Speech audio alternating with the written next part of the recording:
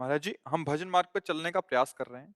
महाराज जी, हमारे भजन में एक अड़चन आ रही है। हमारी बेटी कुसंगवश भक्ति मार्ग से भटक गई है। महाराज जी, मैं एक माता होने के नाते अपने आप को कैसे सँभालूँ या उनको कैसे सँभालूँ या मेरा क्या कर्तव्य होना चाहिए? बड़ा मुश्किल है किसी को सँभाल पाना। जब बात हाथ से निकल जाती, जैसे बाण छूट गया ना, अब बड़ा मुश्किल है, वो लक्ष्य वेध के ही रहेगा।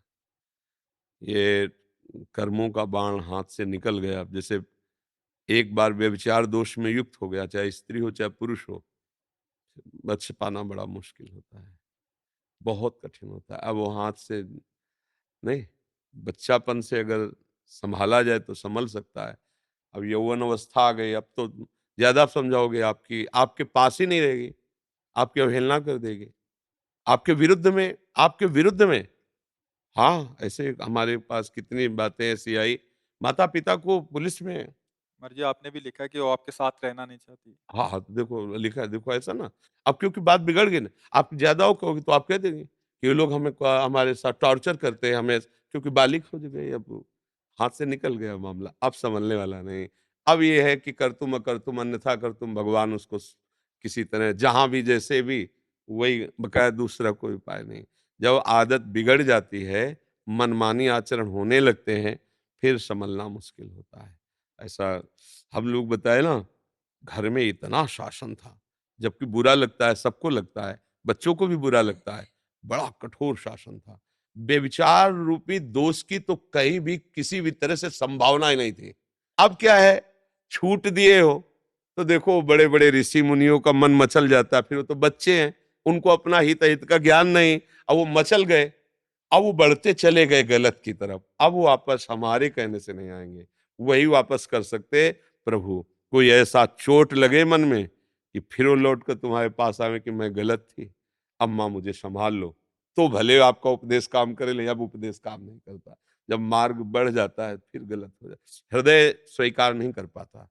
तो हम बार बार प्रायः घुमा घुमा करके यही सबको कहते हैं, भैया ये बॉयफ्रेंड गर्लफ्रेंड और यो लिव इन रिलेशन, दुनिया के जो नौटंकी चली है, इससे बच जाओ। ये बहुत ही व्यभिचार दोष को बढ़ावा देने वाली बात है। सोचो, अभी वो बच्चा है, 13 14 15, अभी उसको अपने हित अहित का ज्ञान नहीं है, पर इंद्रियां प्रबल हो रही, उनको एक खिलवाड़ लग रहा है। उनको पता नहीं कि पाप है, ये अधर्म है, ये आगे चलकर हमारे जीवन को नष्ट कर देगा, कुछ पता नहीं। अच्छा, जैसे ये भी है कि 30 वर्ष के बाद ब्याह हो रहे हैं।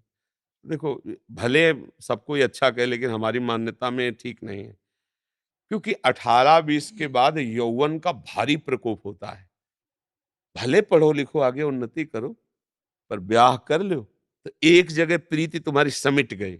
आपस में बात करो, कभी मिलो जुलो, बस भले काम करो, भले पढ़ो लिखो, तो एक तुम्हारा कनेक्शन पवित्र है। अब अगर आप ऐसा नहीं करते तो मन को तुम रोक पाओ। अब 28 की, 22 की, 24 की अवस्था है, तुम कह दो कि नहीं अभी ब्याह नहीं करेंगे, तो ब्रह्मचर्य रह सकते हो क्या?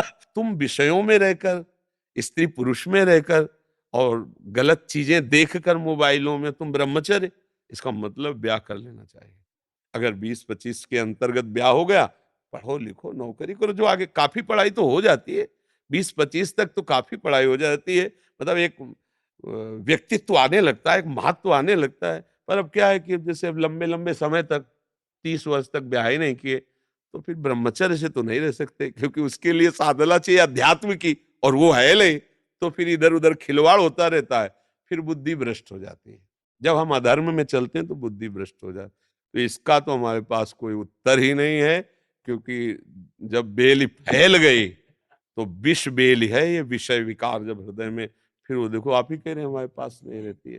तो हमें सबसे प्रार्थना है कि अपने बच्चों को कम से कम इससे, अच्छा बड़ा धोखा होता है, प्यार और नाटक में अंतर होता है। जैसे हमें आपसे सुख लेने की स्वार्थ बुद्धि है, तो हम असली प्यार से ज्यादा प्यार दिखाएंगे। यहाँ गुदवा लिया तुम्हारा नाम, कितने बेवकूफ बच्चे, और दिखा दिया कि देखो।